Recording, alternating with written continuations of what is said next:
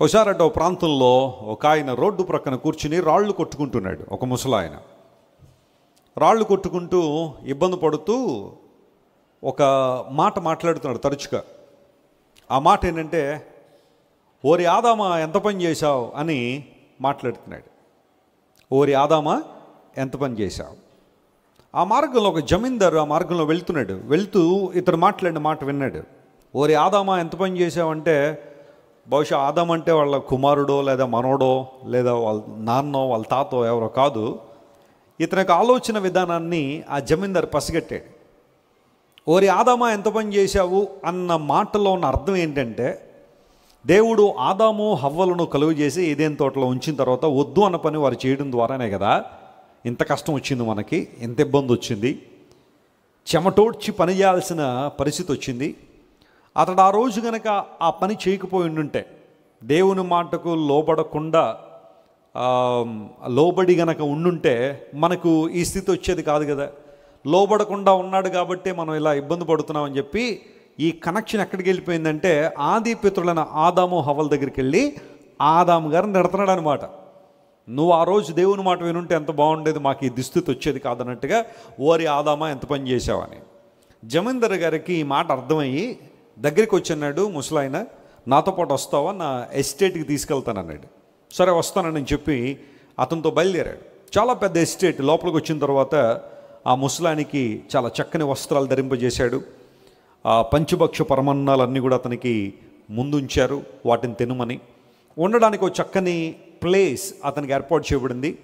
అంటే ఒక్క నిమిషంలో అతని స్థితి అంతా మారిపోయింది.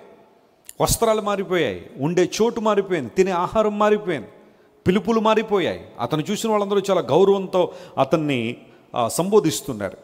ఈ జమీందారు గారు తన ఎస్టేట్లో పనిచేసే వాళ్ళందరి దగ్గరికి అందరినీ పిలిచి ఇలా అన్నాడు, ఈ రోజు నుండి ఈయన మనతోనే ఉంటాడు, నా క్రింద ఈయన ఉంటాడు, ఈయన ఏం చెప్తే మీరు అందరూ చేయాలి. ఇతని మీద నేను ఒక్కడనే అధికారిని, ఇంక నేను తప్ప ఇంకెవరు లేరు. ఇతను ప్రతి ఒక్కరికి లీడర్గా ఉంటాడు, అందరూ కూడా అతనికి కావలసిన ఆ గౌరవాన్ని ఇవ్వాల్సిందే అని చెప్పి జమీందారు గారు లేదా ఆ ప్రాంతంలో ఉన్న ఓ చిన్నపాటి రాజుగారు తన విషయాలన్నీ చెప్పారు. అంత ఉన్నతమైన స్థానాన్ని ఇచ్చిన ఆ ముసలాయనతో ఒక రోజున ఆ జమీందారు ఇలా అన్నాడు, బాబు నేను ఒక చిన్న పని మీద బయటికి వెళ్తున్నాను, రేపటి దినం వరకు నేను రాను. వెళ్ళే ముందు నీకు చిన్న టాస్క్ ఇవ్వాలనుకున్నది ఏంటంటే, ఈ ఎస్టేట్లో ఎన్ని గదులు ఉన్నా అవన్నీ కూడా నువ్వు తెరవచ్చు, నువ్వు వెళ్ళొచ్చు. ఖజానా ద్వార బంధాలు నువ్వు తెరవచ్చు, ఖజానా ఓపెన్ చేయొచ్చు, ట్రెజరీని ఓపెన్ చేయొచ్చు, అన్ని గదులు నువ్వు తెరవచ్చు. కానీ అదిగో దూరంగా ఒక గది కనపడుతుంది కదా, అది మాత్రం నువ్వు ఓపెన్ చేయొద్దు, అది నాది. నువ్వు ఆ గదిని ఓపెన్ చేయొద్దు, నేను రేపు ఉదయాన్నే వస్తానని చెప్పి రాజుగారు లేదా జమీందారు బయటికి వెళ్ళిపోయాడు. ఈ ముసలాయనకి ఆరాటం బయలుదేరిపోయింది. అన్ని గదుల మీద దృష్టి లేదు, కానీ ఏ గది మీద దృష్టి ఉంది? ఆ జమీందారు గారు ఏదేదో వద్దన్నాడో దాని మీదే దృష్టి పడింది. ఎందుకు వద్దన్నాడు? ఇన్ని గదులు ఇచ్చినప్పుడు అది ఎందుకు ఇవ్వలేదు? అందులో ఏముందో, రహస్యం ఏంటో, మిస్టరీ ఏంటో. ఇంకేని చూపంతా దాని మీద ఉంది. ఆ పని చేస్తున్నాడు, ఈ పని చేస్తున్నాడు, కానీ దృష్టి అంతా దాని మీద ఉంది. అది కూడా ఇవ్వచ్చు కదా అన్న ఆలోచనలో ఆ వ్యక్తి ఉన్నాడు. ఈ లోపల ఉండబట్టలేక కాసేపటి గబగబా వెళ్ళి ఆ గది తలుపు తెరిచేశాడు. తెరిస్తే తీరబోసి దానిలో ఏమీ లేవు. ఒక మూలన ఒక చిన్న తట్ట లాంటిది బోర్లించింది. పూర్వదినాల్లో కోడి లేదా కోడి పిల్లల్ని కప్పిపెట్టడానికి తట్టలు వాడేవారు కదా, బుట్టలో. ఆ తట్ట ఒకటి బోర్లించి ఉంది. దీనికోసమా రాజుగారు ఎంత అడవడి చేశాడు, ఏముందని దీనిలో అని చెప్పి అలా వెళ్ళి తట్ట పైకెత్తాడు. దానిలో ఒక చిన్న ఎలుక ఉంది. అది ఉంటుందా? అది ఒక చోట ఉండమంటే ఉంటుందా? అది తుర్రుని బయటకు వచ్చింది. ఇప్పుడు టెన్షన్ స్టార్ట్ అయింది.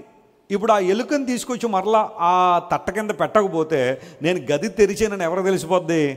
రాజుగారు తెలిసిపోద్ది. అందును బట్టి పరిగెడుతున్నాడు మొత్తం ఎస్టేట్ అంతా. ఎలక దొరుకుతుందండి, చిన్న విషయం ఎలకను పట్టుకోవాలంటే. అప్పుడప్పుడు మన ఇళ్లలో కూడా ఎలుకలు వస్తూ ఉంటాయి. ఆ మౌస్ ట్రాప్స్ ఉంటాయి కొన్ని, అవి పెట్టి రాత్రంతా చూస్తే ఉదయానికి పడితే పడచ్చు, లేకపోతే లేదు. ఆ ట్రాప్లు లేకుండా ఎలుకలను పట్టాలంటే చిన్న విషయం కాదు కదా. పరిగెడుతున్నాడు, దాని వెనకాల కింద పడుతున్నాడు, దెబ్బలు తగులుతున్నాయి. అయినప్పటికీ ఎలాగైనా దాన్ని పట్టుకుని మరలా తట్ట కింద పెట్టేసి తలుపు వేసేయాలన్న ఆలోచనలో ఉంటూ ఉండగానే జమీందారు గారు ఎక్కడికి వెళ్ళారు? అక్కడ ఉన్నాడు ఆయన. ఏం బాబు ఏంటి ఇలా పరిగెడుతున్నావు అన్నాడు. అది మరి అది ఏంటో తెలుసు జమీందార్ గారు, నేను వద్దన్న పని చేసావు కదా. చేశానండి. ఆ తలుపు తెరవద్దన్నాను కదా, ఆ గది దగ్గరికి వెళ్ళొద్దన్నాను కదా. ఏంటోనండి మీరు ఏదైతే చేయొద్దన్నారో అదే చేయాలనిపిస్తుంది నాకు. ఉండబట్టలేక తెరిచేశానండి. ఈ ఎలుకేమో బయటకు వచ్చేసింది, మళ్ళీ తిరిగి తీసుకురావడం సాధ్యం పట్టలేదు. వెంటనే రాజుగారు ఆయన ఇలా పిలిచి, నీ స్థితి ఏంటో నీకు తెలుసా?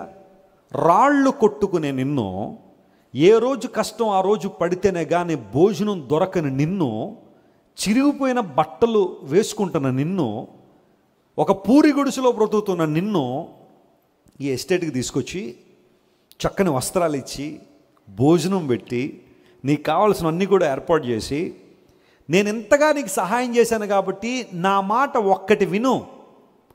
అది దేనికి చెప్పారో తర్వాత సంగతి, కానీ నేను అన్న మాట నువ్వు లోబడకుండా, నేను చెప్పిన పని నువ్వు నెరవేర్చకుండా వద్దన్న పనిని మాత్రమే నువ్వు చేసావు చూసావా.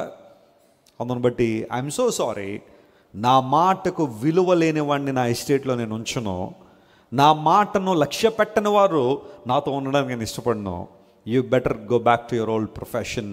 నువ్వు రాళ్ళు కొట్టుకునే ఆ పరిస్థితి మళ్ళీ వెళ్ళిపోవాల్సిందే.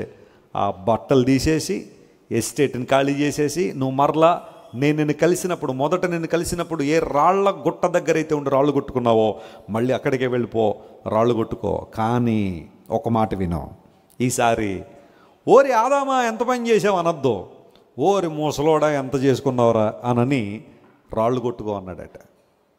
ఆ వ్యక్తి మరలా వెళ్ళాడు, దుఃఖపడుతూ కన్నీటితో రాళ్ళు కొట్టుకుంటా ఉన్నాడు.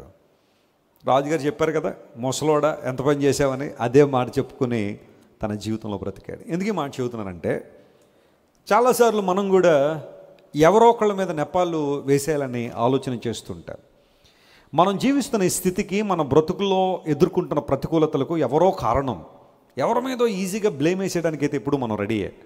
కానీ మన దుష్టత్వం, మన పాపం, మన విధేయత, దేవునికి విరోధంగా బ్రతికిన మన మనస్సును ఎప్పుడూ కూడా పరిగణలోకి తీసుకోం. అయితే బైబిల్ సెలవిస్తూ ఉంది, దేవుని వాక్యాన్ని వింటున్న ప్రతిసారి ఎవరినో బ్లేమ్ చేయడం కాదు, నీ స్థితికి నీవే కారణమేమో ఒకసారి ఆలోచన చేసి దేవుని దగ్గర నువ్వు తిరిగి రాగలిగితే, ఆయనకు నీ జీవితాన్ని అప్పగించగలిగితే, నీ హృదయంలో ఆయనకి చోటు ఇవ్వగలిగితే, ఆయన నీ జీవితాన్ని మరిన్ని గొప్ప దీవెనలతో నింపి తన మహిమ కొరకు ఆయన వాడుకుంటాడు. ఇతరుల మీదకి నీ తప్పిదాలు నెట్టేసినంతకాలం ఏ విధమైన దేవుని ఆశీర్వాదాన్ని పొందలేవు. ఈ విషయాన్ని ఇప్పుడు గుర్తుపెట్టుకోండి. దేవుని దగ్గర పశ్చాత్తాపంతో రావాలి, కృతజ్ఞతతో రావాలి. దేవుడు మన జీవితాల్లో అద్భుతాలు చేస్తాడని నమ్మికతో వచ్చినప్పుడు ఆయన వాక్యం ద్వారా విశేషమైన దీవెన ఆశీర్వాదాన్ని మనం పొందుకుంటాం.